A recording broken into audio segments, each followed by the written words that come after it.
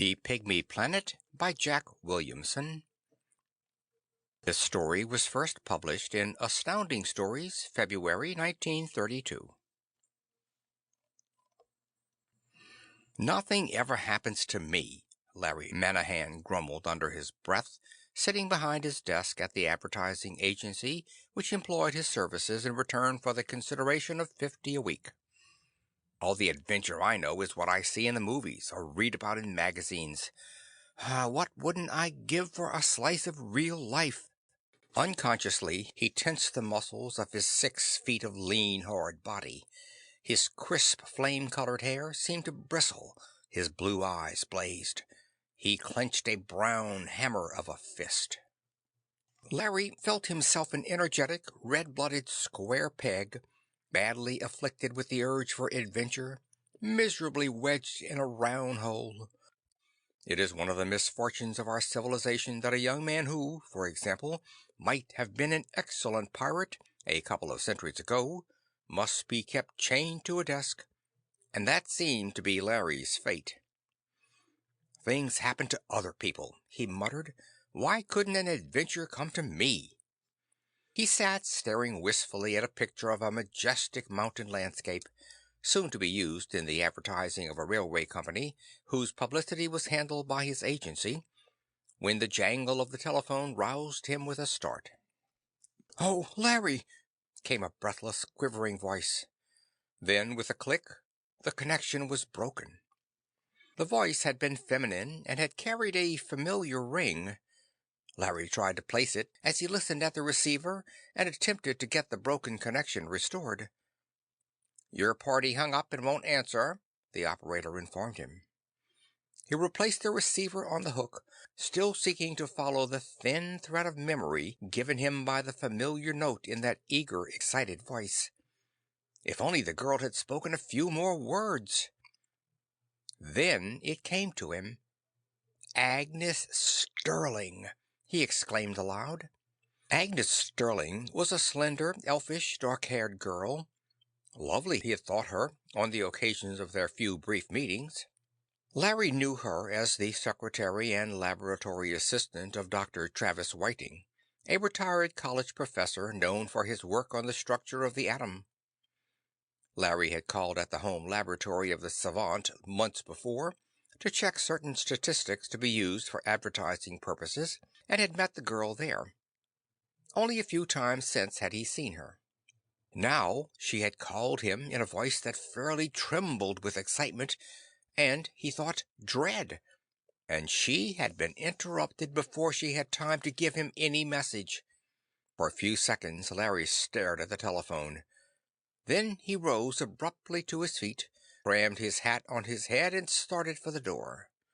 "The way to find an adventure is to go after it," he muttered, "and this is the invitation." It was not many minutes later that he sprang out of a taxi at the front of the building in which Dr. Travis Whiting made his home and maintained a private experimental laboratory. It was a 2-story stucco house, rather out of date, set well back from the sidewalk, with a scrap of lawn and a few straggling shrubs before it. The door was closed, the windows curtained blankly. The place seemed deserted and forbidding. Larry ran up the uneven brick walk to the door and rang the bell. Impatiently he waited for a few moments. No sound came from within. He felt something ominous, fateful about the silent mystery that seemed to shroud the old house. For the first time it occurred to him that Agnes might be in physical danger as a result of some incautious experiment on the part of Dr. Whiting. Instinctively his hands sought the doorknob. To his surprise, the door was unlocked. It swung open before him. For a moment he stared, hesitating, into the dark hall revealed beyond. Then, driven by the thought that Agnes might be in danger, he advanced impulsively. The several doors opening into the hall were closed. The one at the back, he knew, gave admittance to the laboratory. Impelled by some vague premonition, he hastened toward it down the long hall and threw it open. As he stepped into the room, his foot slipped on a spot of something red. Recovering his balance with difficulty, he peered about. Bending down, Larry briefly examined the red spot on which he had slipped. It was a pool of fresh blood which had not yet darkened. Lying beside it, crimson splashed, was a revolver. As he picked up the weapon, he cried out in astonishment. Something had happened to the gun. The trigger guard was torn from it, and the cylinder crushed as if in some resistless grasp. The stock was twisted, and the barrel bent almost into a circle. The revolver had been crumpled by some terrific force, as a soft clay model of it might have been broken by the pressure of a man's hand. "Crimson shades of Caesar!" he muttered, and dropped the crushed weapon to the floor again. His eyes swept the silent laboratory.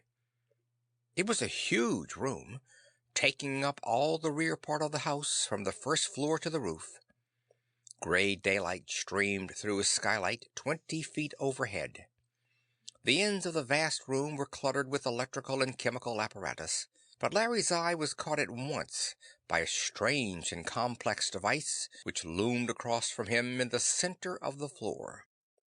Two pillars of intense light, a ray of crimson flame and another of deeply violet radiance, beat straight down from a complicated array of enormous, oddly shaped electron tubes, of mirrors and lenses and prisms, of coils and whirling disks, which reached almost to the roof. Upright, a yard in diameter and almost a yard apart, the strange columns of light were sharp-edged as two transparent cylinders filled with liquid light of ruby and of amethyst. Each ray poured down upon a circular platform of glass or polished crystal. Hanging between those motionless cylinders of red and violet light was a strange-looking greenish globe. A round ball, nearly a yard in diameter, hung between the rays, almost touching them. Its surface was oddly splotched with darker and lighter areas. It was spinning steadily at a low rate of speed. Larry did not see what held it up. It seemed hanging free, several feet above the crystal platforms. Reluctantly, he withdrew his eyes from the mysterious sphere and looked about the room once more. No, the laboratory was vacant of human occupants. No one was hidden among the benches that were cluttered with beakers and test tubes and stills, or among the dynamos and transformers in the other end of the room. A confusion of questions beat through Larry's brain. What danger could be haunting this quiet laboratory? Was this the blood of Agnes Sterling, or the scientist who employed her that was now clotting on the floor? What terrific force had crumpled up the revolver? What had become of Agnes and Dr. Whiting, and of whatever had attacked them? Had Agnes called him after the attack, or before?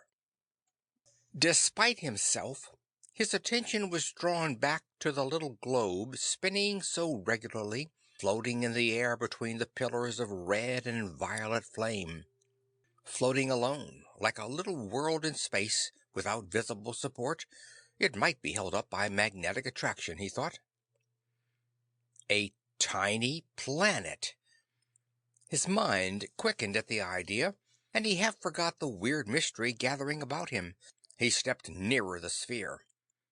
It was curiously like a miniature world. The irregular bluish areas would be seas, the green and brown spaces land. In some parts the surface appeared mistily obscured, perhaps by masses of cloud. Larry saw an odd-looking lamp, set perhaps 10 feet behind the slowly spinning, floating ball, throwing upon it a bright ray of vividly blue light. Half the strange sphere was brilliantly illuminated by it, the rest was in comparative darkness.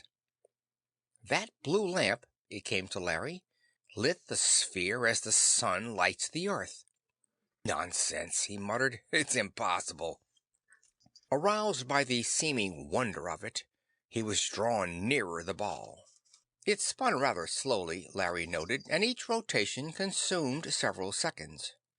He could distinguish green patches that might be forests, and thin silvery lines that looked like rivers, and broad red-brown areas that must be deserts, and the broad blue stretches that suggested oceans.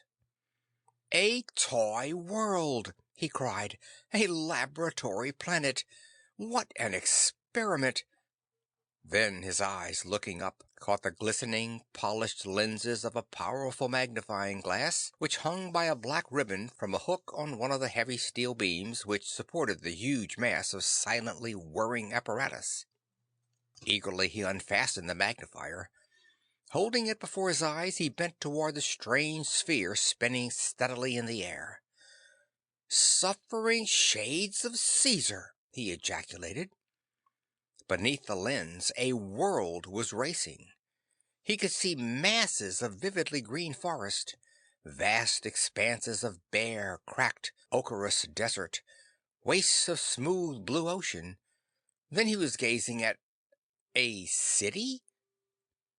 Larry could not be sure that he had seen correctly. It had slipped very swiftly beneath his lens. But he had a momentary impression of tiny, fantastic buildings clustered in an elf-like city. A pygmy planet spinning in the laboratory like a world in the gulf of space. What could it mean? Could it be connected with the strange call from Agnes? With the blood on the floor? With the strange and ominous silence that shrouded the deserted room? "Oh, Larry!" A clear, familiar voice rang suddenly from the door. "You came!" Startled, Larry leaped back from the tiny whirling globe and turned to the door. A girl had come silently into the room. It was Agnes Sterling. Her dark hair was tangled, her small face was flushed, and her brown eyes were wide with fear. In a white hand, which shook a little, she carried a small, gold-plated automatic pistol. She ran nervously across the wide floor to Larry, with relief dawning in her eyes. "I'm so glad you came!" she gasped, panting with excitement. "I started to call you on the phone, but then I was afraid it would kill you if you came. Please be careful. It may come back any minute. You'd better go away. It just took Dr. Whiting." "Wait a minute," Larry put in. "Just one thing at a time. Let's get this straight. To begin with, what is it that might kill me and that got the doctor?" "It's terrible," she gasped, trembling. "A monster! You must go away before it comes back." Larry drew a tall stool from beside one of the crowded tables and placed it beside her. "Don't get excited," he urged. "I'm sure everything will be all right. Just sit down and tell me about it. The whole story. Just what is going on here? And what happened to Dr. Whiting?" He helped her upon the stool. She looked up at him gratefully and began to speak in a rapid voice. "You see that little planet? The monster came from that and carried the doctor back there. And I know it will soon be back for another victim, for sacrifice." She had pointed across the room toward the strange little globe which hung between the pillars of red and violet light. "Please go slow," Larry broke in. "You're too fast for me. Are you trying to tell me that that spinning ball is really a planet?"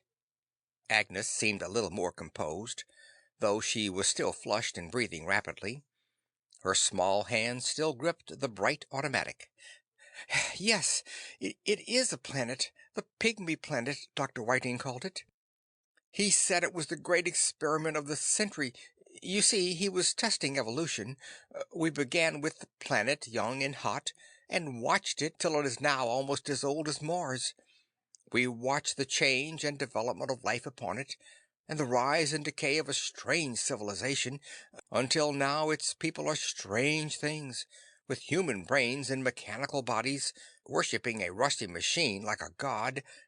"Go slow," Larry pleaded again. "I don't see. Did the doctor create that planet himself?" "Yes. It began with his work on atomic structure. He discovered that certain frequencies of the X-ray, so powerful that they are almost akin to the cosmic ray, have the power of altering electronic orbits. Every atom, you know, is a sort of solar system, with electrons revolving about a proton. And these rays would cause the electrons to fall into incredibly smaller orbits, causing vast reduction in the size of the atoms, and in the size of any object which the atoms formed. They would cause anything, living or dead, to shrink to inconceivably microscopic dimensions, or restore it to its former size, depending upon the exact wavelength used. And time passes far more swiftly for the tiny objects, probably because the electrons move faster in their smaller orbits. That is what suggested to Dr. Whiting that he would be able to watch the entire life of a planet in the laboratory. And so at first we experimented merely with solitary specimens or colonies of animals. But on the Pygmy Planet, we have watched the life of a world, the whole panorama of evolution. It seems too wonderful, Larry muttered. Could Dr. Whiting actually decrease his size and become a dwarf? No trick at all, Agnes assured him. All you have to do is stand in the violet beam to shrink, and move over to the red one when you want to grow. I have been several times with Dr. Whiting to the Pygmy Planet. Been? Larry stopped, breathless with astonishment. See the little airplane? Agnes said, pointing under the table. Larry gasped. Beneath the table stood a toy airplane. The spread of its glistening, perfect wings was hardly 3 feet. A wonderful, delicate toy, accurate in every detail of propeller, motor and landing gear, of brace and rudder and aileron. Then he realized that it was no toy at all, but a faithful miniature of a commercial plane. A complete tiny copy of one of the latest single-motor cabin monoplane models. It looks like it would fly, he said. A friend of mine has a big one just like it. Taught me to fly in it last summer vacation. This is the very image of it. It will fly, Agnes assured him, now composed enough to smile at his amazement. I have been with the doctor to the Pygmy Planet in it. You stand in the violet ray until you're about 3 inches high, she explained, and then get into the plane. Then you fly up and into the violet ray at the point where it touches the planet, and remain there while you grow smaller. When you are the right size, all you have to do is drop to the surface and land. To come away, you rise into the red ray and stay in it till you are grown to proper size, when you come down and land. You've actually done that? He gasped. It sounds like a fairy story. Yes, I've done it, she assured him. Then she shuddered apprehensively. Oh, and the machine monsters, Dr. Whiting called them, have learned to do it too. One of them came down the red ray and attacked him. The doctor had a gun, but what could he do against one of those? She shivered. It carried him back up the violet beam just a few minutes ago. I started to phone you. Then I was afraid you would be hurt. Me? Hurt? Larry burst out. What about you, here alone? It was my business. Dr. Whiting told me there might be danger when he hired me. And now, what can we do? Larry demanded. I don't know, she said slowly. I'm afraid one of the monsters will be back after a new victim. We could smash the apparatus, but it is too wonderful to be destroyed. And besides, Dr. Whiting may have escaped. He may be alive there in the deserts. We might fly up in the little plane, Larry proposed doubtfully. I think I could pilot it, if you want. The girl's body stiffened. Her brown eyes widened with sudden dread, and her small face went pale. She slipped quickly from the stool, drawing in her breath with a sort of gasp. The hand that gripped the automatic trembled a little. What's the matter? Larry cried. I thought, she gasped, I think I see something in the ray. The machine monster is coming back. Her lips tightened. She lifted the little automatic and began to shoot into the pillar of crimson fire beside the tiny spinning globe. Larry watched tensely, saw a curious bird-like something fluttering about in the red ray, swiftly growing larger. Deliberately, and pausing to aim carefully for each shot, the girl emptied the little gun at the figure. Her body was rigid, her small face was firmly set, though she was breathing very fast. A curious numbness had come over Larry. His only physical sensations were the quick hammering of his heart and a parching dryness in his throat. Terror stiffened him. Though he would not have admitted it, he was paralyzed with fear. The glittering thing that fluttered about in the crimson ray was not an easy target. When the gun was empty, it seemed still unharmed, and its wings had increased to a span of a foot. "Too late!" Agnes gasped. "Why didn't we do something?" Trembling, horror-stricken, she shrank toward Larry. He was staring at the thing in the pillar of scarlet light. It had dropped to the crystal disk upon which the red ray fell from the huge glowing tube above. It stood there, motionless except for the swift increase of its size. Larry gazed at it, lost in fear and wonder. It was like nothing he had ever seen. What was it that Agnes had said of machine monsters, of human brains in mechanical bodies? His brain reeled.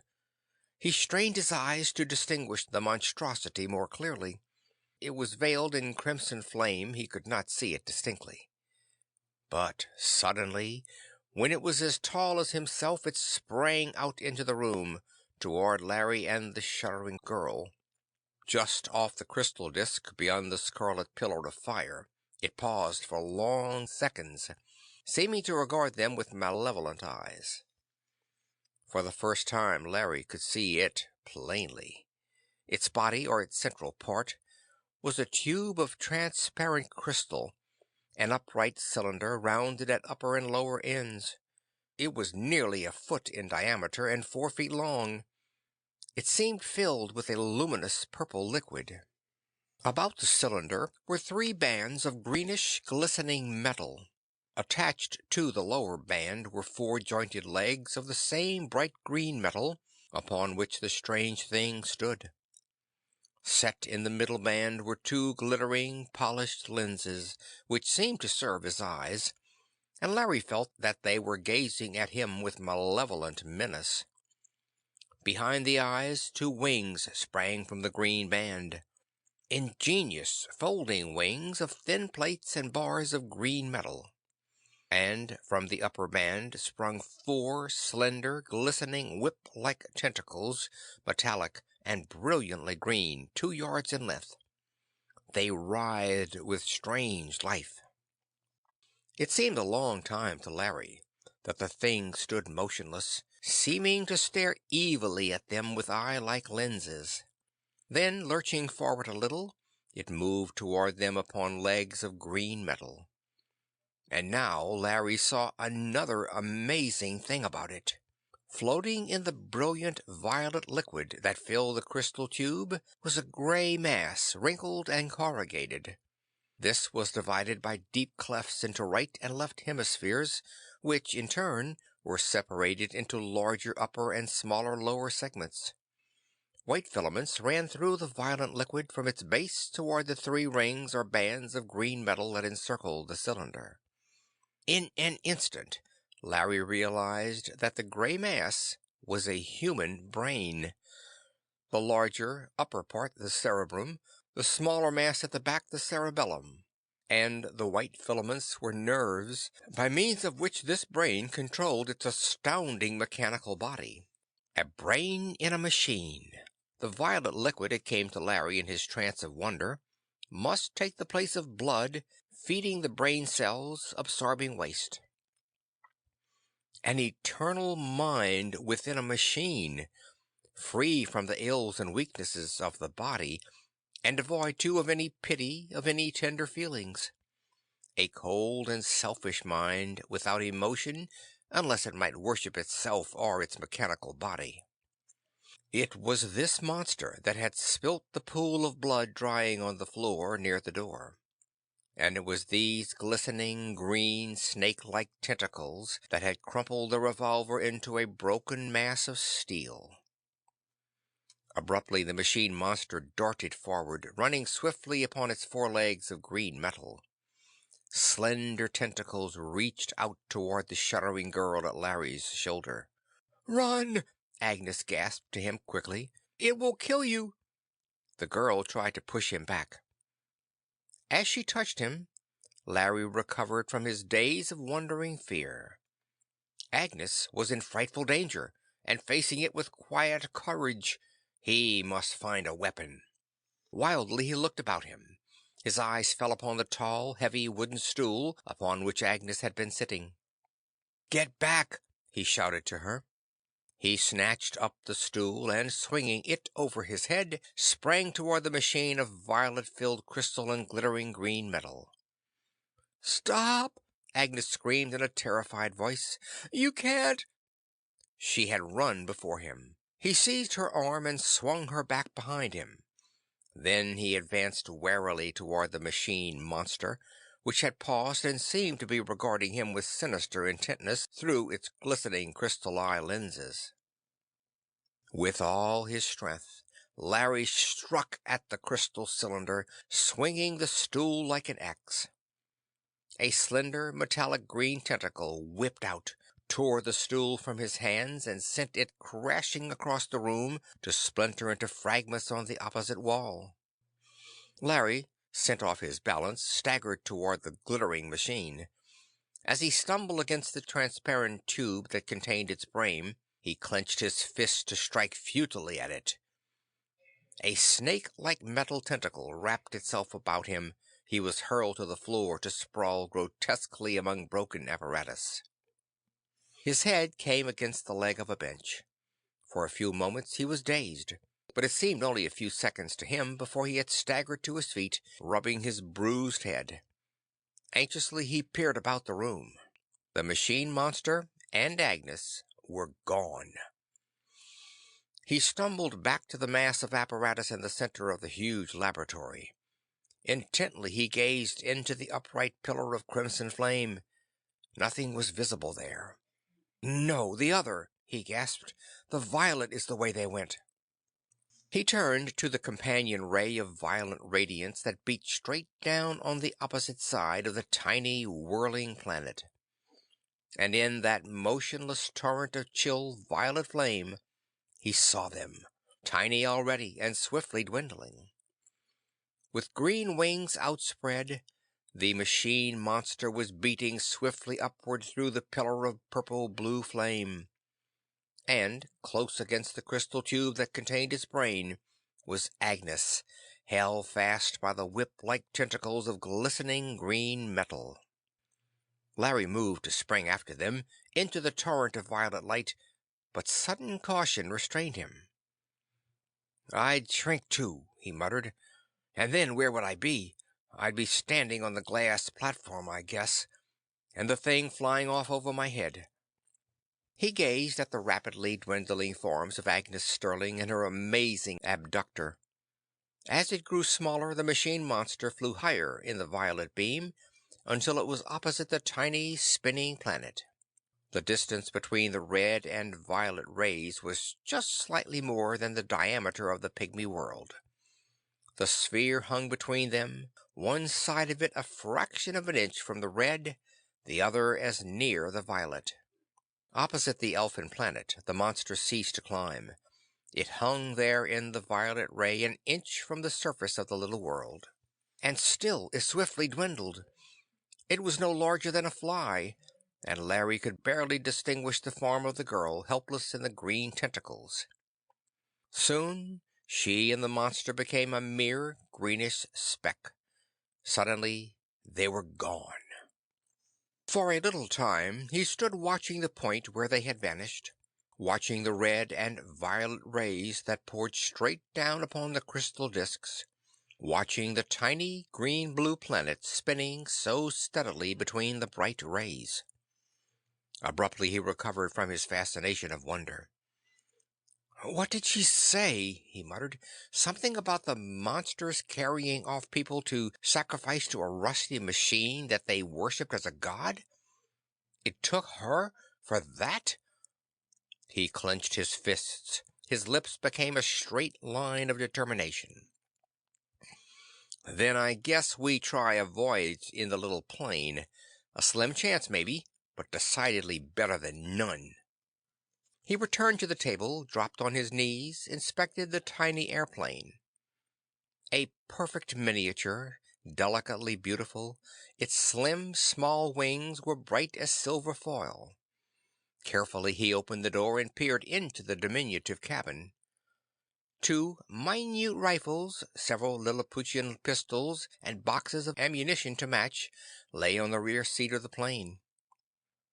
"So we are prepared for war," he remarked, grinning in satisfaction. "And the next trick, I suppose, is to get shrunk to fit the plane. About 3 inches," she said. "Lord, it's a queer thing to think about." He got to his feet, walked back to the machine in the center of the room with its twin pillars of red and violet flame, and the tiny world floating between them. He started to step into the violet ray, then hesitated, shivering involuntarily, like a swimmer about to dive into icy cold water. Turning back to one of the benches, he picked up a wooden funnel rack and tossed it to the crystal disk beneath the violet ray. Slowly it decreased in size until it had vanished from sight. "Safe, I suppose," he muttered. "But how do I know when I'm small enough?" After a moment he picked up a glass bottle which measured about 3 inches in height, set it on the floor beside the crystal disk. "I dive out when I get to be the size of the bottle," he murmured. With that, he leaped into the violet beam. He felt no unusual sensation except one of pleasant, tingling warmth, as if the direct rays of the sun were beaming down upon him. For a moment he feared that his size was not being affected. Then he noticed, not that he appeared to be becoming smaller, but that the laboratory seemed to be growing immensely larger. The walls seemed to race away from him. The green-blue sphere of the tiny planet where he proposed to visit expanded and drew away above his head. Abruptly fearful, alarmed at the hugeness of the room, he turned to look at the bottle he had placed to serve as a standard of size. It had grown with everything else until it seemed to be about 3 feet high, and it was swiftly expanding. It reached to the level of his shoulder, and higher. He ran to the edge of the crystal disk, which now seemed a floor many yards across, and leaped from its edge. It was a dozen steps to where he had left the bottle, and it was as tall as himself. He started across the floor of the laboratory toward the table under which the toy plane stood. The incredible immensity of his surroundings awed him strangely. The walls of the room seemed distant, Cyclopean cliffs, the roof was like a sky. Table legs towered up like enormous columns. It seemed 100 yards across the strangely rough floor to the plane. As he drew near it, it gave him huge satisfaction to see that it was of normal size, correctly proportioned to his own dimensions. "Good luck," he muttered, "that I can fly." He paused as he reached the cabin's open door to wonder at the astounding fact that, a little while ago, he had opened that door with a hand larger than his entire body now was. "I guess this is my day of wonders," he muttered. "Allah knows I had to wait long enough for it." First he examined the weapons in the cabin. There were 2 heavy sporting rifles and 2 .45 automatics. There were also 2 smaller automatics which he supposed had been intended for Agnes's use, and there was abundant ammunition. Then he inspected the plane. It looked to be in excellent condition in every way. The gasoline and oil tanks were full. He set about starting the motor, using the plane's inertia starter, which was driven by an electric motor. Soon the engine coughed, sputtered, and gave rise to a roaring, rhythmic note that Larry found musical. When the motor was warm, he opened the throttle and taxied out from beneath the colossal table and across the laboratory floor toward the titanic mechanism in the center of the room. The disk of crystal was set almost flush with the floor, its edge beveled.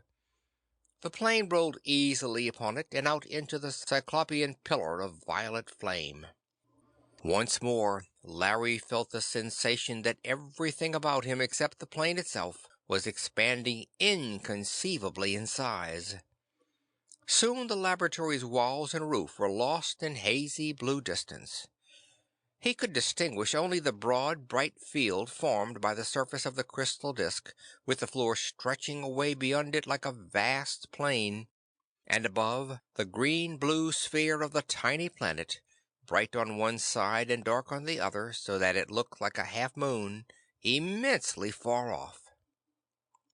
As he waited, he noticed a curious little dial in a lower corner of the instrument board, which he had not seen at first. One end of its graduated scale was marked Earth Normal, the other Pygmy Planet Normal. A tiny black needle was creeping slowly across the scale toward Pygmy Planet Normal. "That's how we tell what size we are without having to look at a bottle," he muttered. When the area of the crystal platform appeared to be about half a square mile, he decided that he would now have sufficient space to spiral up the violet ray toward the planet. If he waited too long to start, the distance would become impossibly great. He gave the little plane the gun.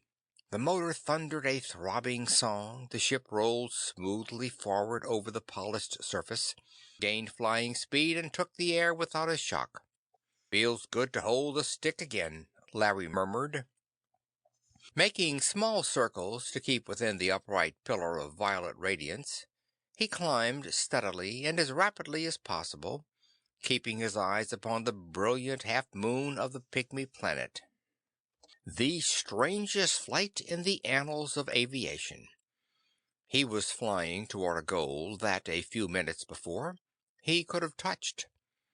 Toward the goal that, at the beginning of his flight, was only a few lengths of his plane away. And his size dwindled so rapidly as he flew that the planet seemed to swell and draw away from him.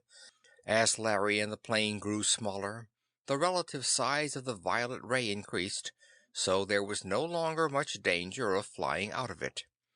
It seemed that he flew through a world of violet flame. He met a curious problem in time. It is evident that time passes faster for a small animal than for a large one, because nerve currents require a shorter time in transit, and all thought and action is consequently speeded up. It took a 100-foot dinosaur nearly a second to know that his tail had been pinched. A fly can get underway in time to escape a descending swatter. The Pygmy Planet rotated in a few seconds of Earth time. One of its inhabitants might have lived, aged, and died in the duration of a single day in our larger world. So Larry found that time seemed to pass more rapidly, or rather that the time of the world he had left appeared to move more slowly, as he adventured into smallness. He had been flying, it seemed to him, nearly an hour, when he reached the level of the planet's equator. Now it seemed a vast world, filling half the visible universe. He flew toward it steadily until he knew, by the fading before him of the violet flame which now seemed to fill all space, that he was near the edge of the ray. And as he flew, he watched the little scale upon which the black needle was now nearing the line marked Pygmy Planet Normal.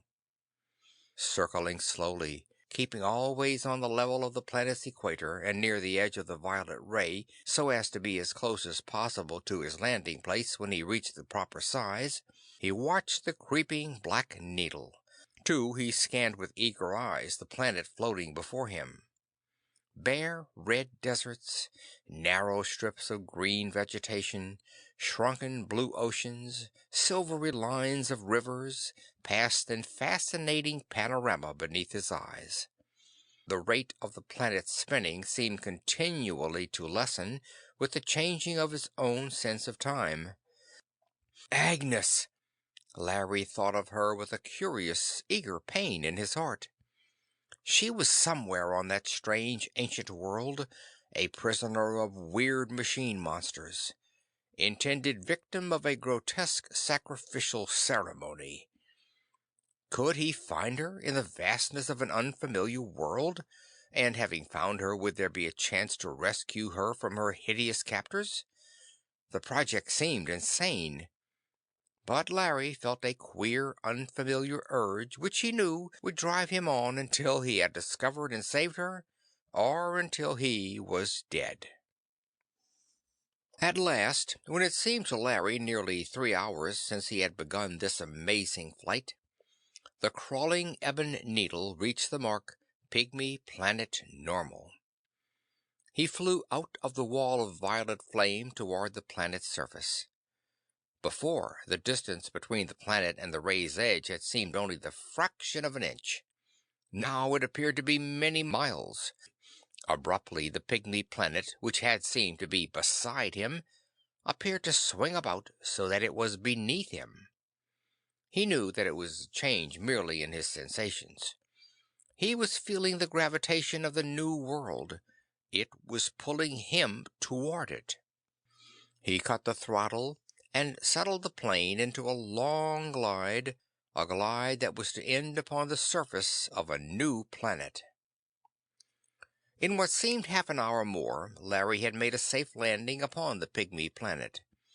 He had come down upon a stretch of fairly smooth, red, sandy desert, which seemed to stretch illimitably toward the rising sun, which direction Larry instinctively termed east.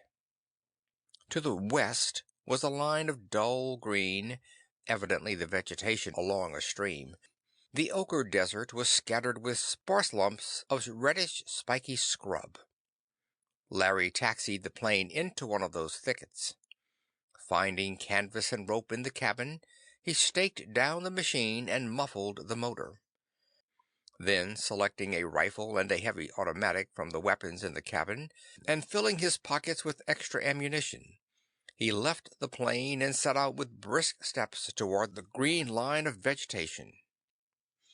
"I'll follow along the river," he reasoned.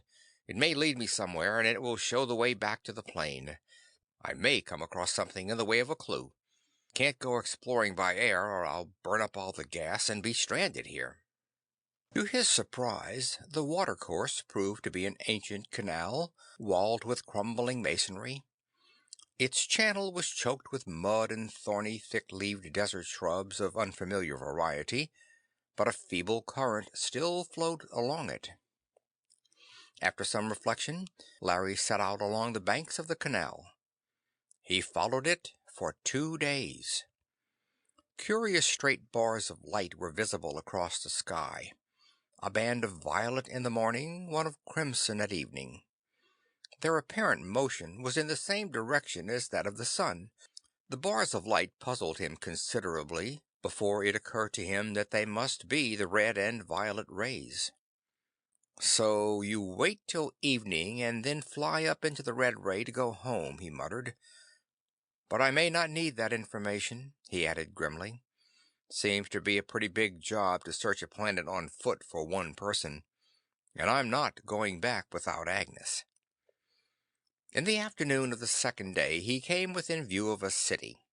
He could discern vast, imposing walls and towers of dark stone. It stood in the barren red desert, far back from the green line of the old canal. Larry left the canal and started wearily across toward it. He had covered several miles of the distance before he saw that the lofty towers were falling, the magnificent walls crumbling. The city was ruined, dead, deserted. The realization brought him a great flood of despair. He had hoped to find people, friends, from whom he might get food and information about this unfamiliar planet. But the city was dead. Larry was standing there in the midst of the vast red plain between ruined city and ruined canal, tired, hungry, lonely, and hopeless. He was looking up at the white sun, trying to comfort himself with the thought that the brilliant luminary was merely a queer blue lamp, that he was upon a tiny experimental world in a laboratory. But the thought brought him no relief, only confusion and a sense of incredulity. Then he saw the machine monster, a glittering winged thing of crystalline green metal, identical with the one he had encountered in the laboratory. It must already have seen him, for it was dropping swiftly toward him. Larry started to run, took a few staggering steps. Then he recalled the heavy rifle slung over his shoulder. Moving with desperate haste, he got it into his hands and raised it just as the monster dropped to the red sand a dozen yards away from him. Steadily he covered the crystal cylinder within which the thing's brain floated in luminous violet liquid. His finger tightened on the trigger, ready to send a heavy bullet crashing into it. Then he paused, swore softly, lowered the gun. "If I kill it," he murmured, "I may never find Agnes. And if I let it carry me off, it may take me where she is." He walked toward the monster, across the red sand. It stood uncertainly upon green metal legs, seeming to stare at him strangely with eye-like lenses. Its wings of thin green metal plates were folded. Its 4 green tentacles were twitching oddly. Abruptly, it sprang upon him. A green tentacle seized the rifle and snatched it from his hands. He felt the automatic pistol and the ammunition being removed from his pockets. Then, firmly held in the flexible arms of green metal, he was lifted against the cylinder of violet liquid. The monster spread its broad emerald wings, and Larry was swiftly borne into the air. In a few minutes the wide ruins of the ancient city were spread below him, with the green line of the choked canal cutting the infinite red waste of the desert beyond it.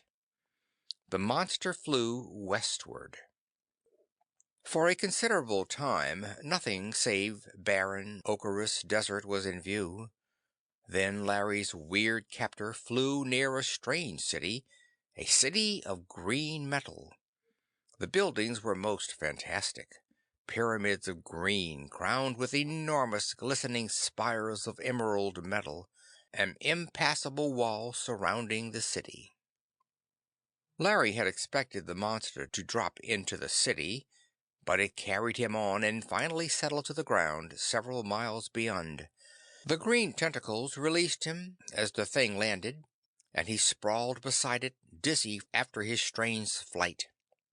As Larry staggered uncertainly to his feet, he saw that the monster had released him in an open pen. It was a square area, nearly 50 yards on each side, and fenced with thin posts or rods of green metal, perhaps 20 feet high. Set very close together, and sharply pointed at the top, they formed a barrier apparently insurmountable. In the center of the pen was a huge and strange machine built of green metal. It looked very worn and ancient. It was covered with patches of bluish rust or corrosion. At first it looked quite strange to Larry. Then he was struck by a vaguely familiar quality about it. Looking closer, he realized that it was a colossal steam hammer.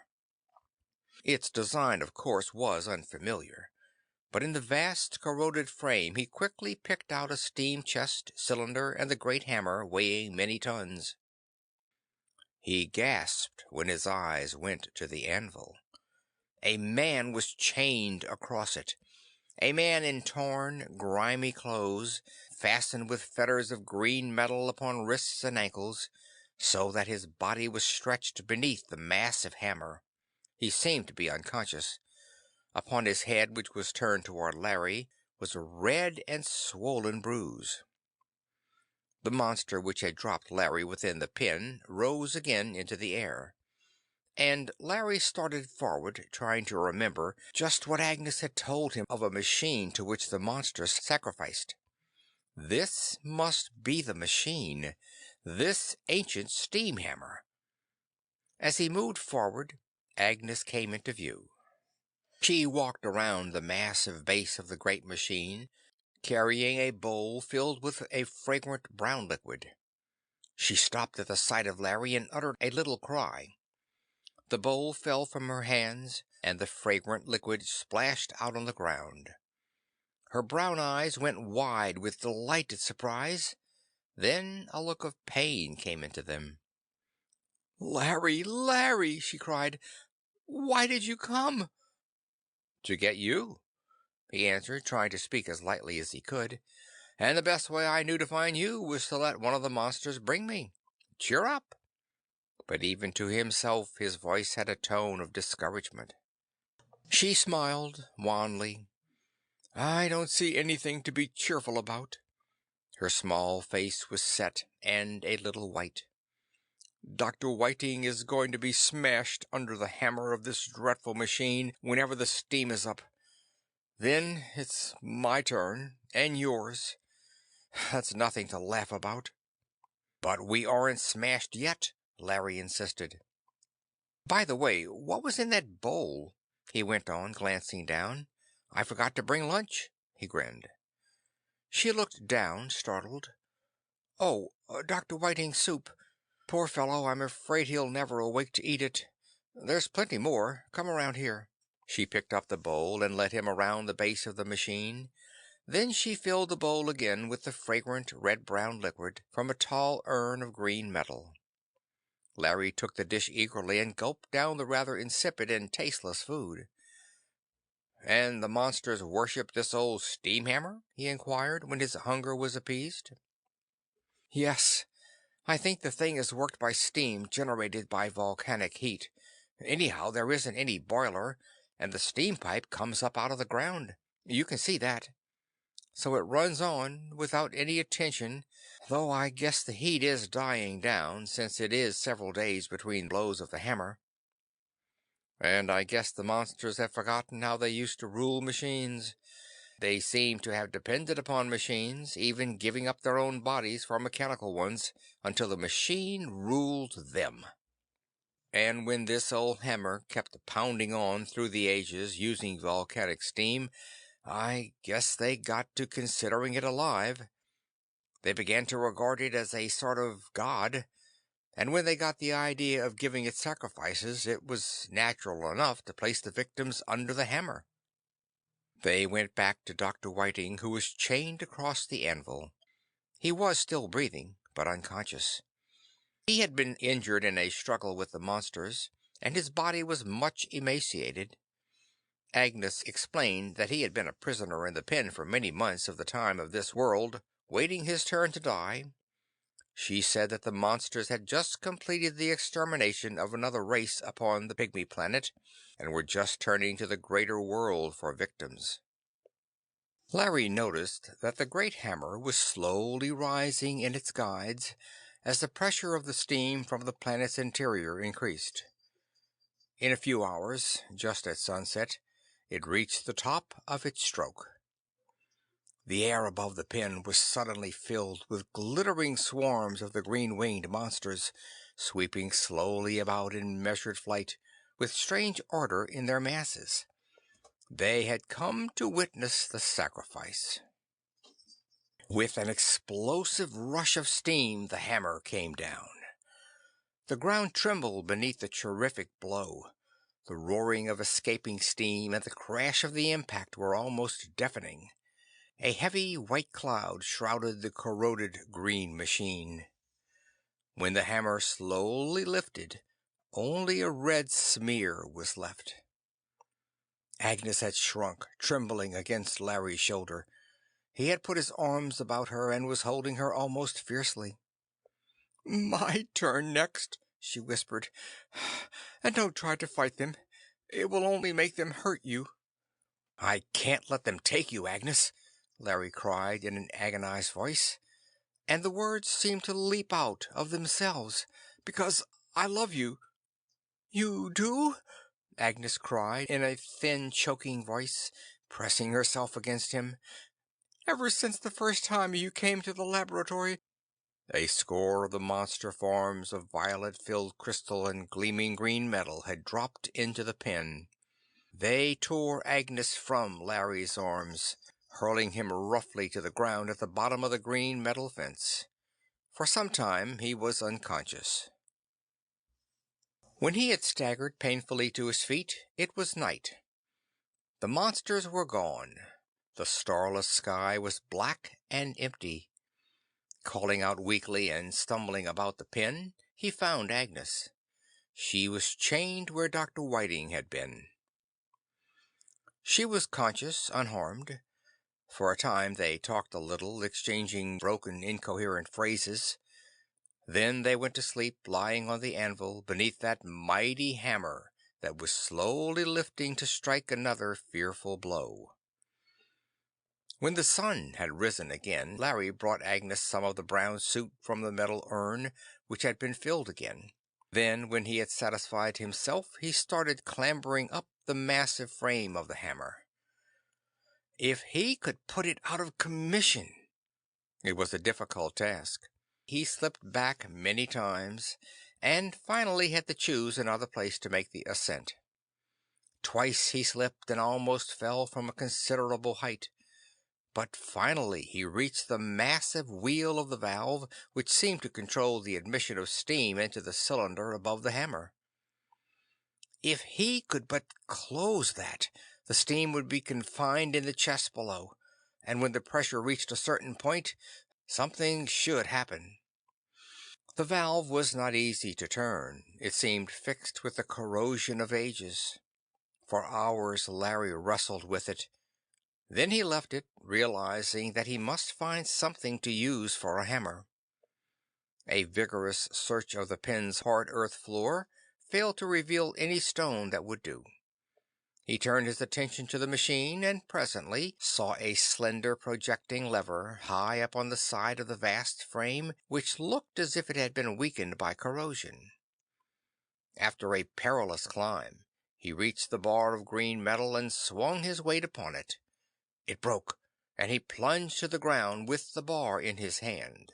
Clambering up once more to the great valve, he hammered it until the rust that stiffened it was loosened. Then he struggled with the valve until it was closed.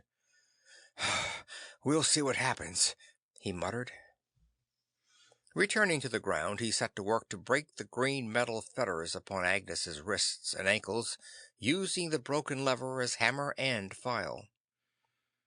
For the greater part of 6 days he toiled at that task, while the great hammer rose slowly.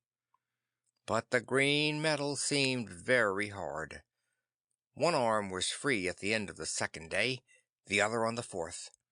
He had one ankle loose on the morning of the 6th day. But as evening came on, and the great hammer reached the top of its stroke, the 4th chain still defied him. Before sunset, a swarm of the monsters appeared, wheeling on green wings. He was forced to leave his work, hiding his improvised file. Agnes still lay across the anvil to conceal from the monsters the fact that the chains were broken. Larry sat close beside her, nursing hands that were blistered and sore from his days of filing at the chains.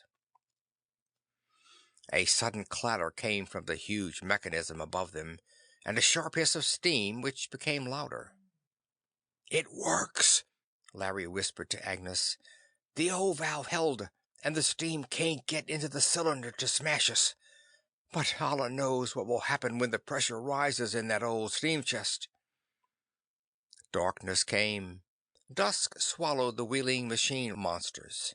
All night Larry and Agnes waited silently together on the great anvil, listening to the hissing steam from above, which was slowly becoming a shrill, monotonous scream, monotonous, always higher, shriller. The sun rose again. Still the green-winged monsters wheeled about. They came in glittering swarms, thousands of them. They came nearer the machine now and flew about more swiftly, as if excited. Then it happened. There was a roar like thunder, and a colossal bellowing explosion. The air was filled suddenly with scalding steam and with screaming fragments of the bursting steam chest. In the midst of it all, Larry felt a crushing blow upon his head, and a blanket of darkness fell upon him. "The monsters are all gone, darling," Agnes's voice reached him, "as though they were very much frightened. And a piece of the old hammer hit the fence and knocked a hole in it.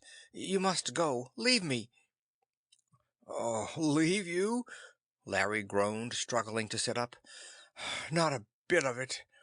He touched his head gingerly, felt a swollen bruise. Collecting a few fragments of the wrecked machine to serve as tools, he fell to work again upon Agnes's remaining chain. Already he had cut a deep groove in it. 2 hours later, it was broken. Carrying the metal urn of brownish liquid, they crept out through the hole in the fence which had been torn by the flying fragment of a broken casing of green metal. They left the wreck of the machine which a strange race had worshipped as a bloody god, and hurried furtively into the desert of red sand. Making a wide circuit about the fantastic city of green metal which Larry had seen from the air, they struck out eastward across the desolate ochreous waste. The food in the urn, eaten sparingly, lasted until the end of the 8th day.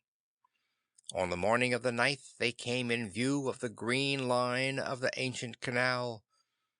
It was hours later that they staggered weakly over its wall of crumbling masonry, clambered down into the muddy, weed-grown channel, and drank thirstily of green, tepid water. Larry found his old trail beyond the canal. They followed it back. In the middle of the afternoon they stumbled up to the thicket of spiky desert growth in which Larry had hidden the plane. The machine was undamaged. Before sunset Larry had removed the stake ropes, slipped the canvas cover from the motor, turned the plane around, inspected it, and examined the strip of smooth, hard red sand upon which he had landed. Agnes pointed out the dim band of crimson across the sky from north to south, slowly rising toward the zenith. "That's the red ray," she said. "We fly into it." "And a happy moment when we do," Larry rejoined. He roused the motor to life.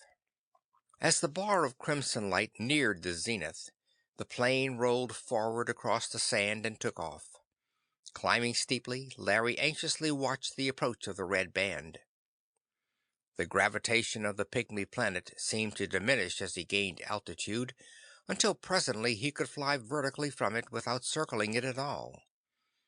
He set the bow toward the scarlet bar across the sky before him. And suddenly he was flying through ruby flame.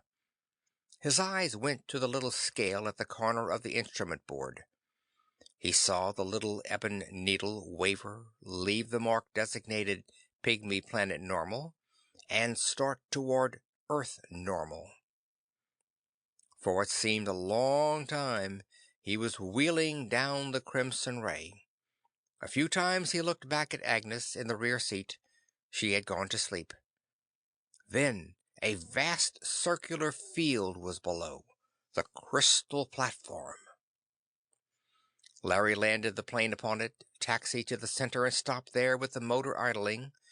The laboratory, taking shape in the blue abyss about him, seemed to contract swiftly. Presently the plane covered most of the crystal disk. He taxied quickly off, stopped on the floor nearby and cut the ignition. Agnes woke. Together they clambered from the plane's cabin and walked back into the crimson ray. Once more the vast spaces of the room seemed to shrink until it looked familiar once more.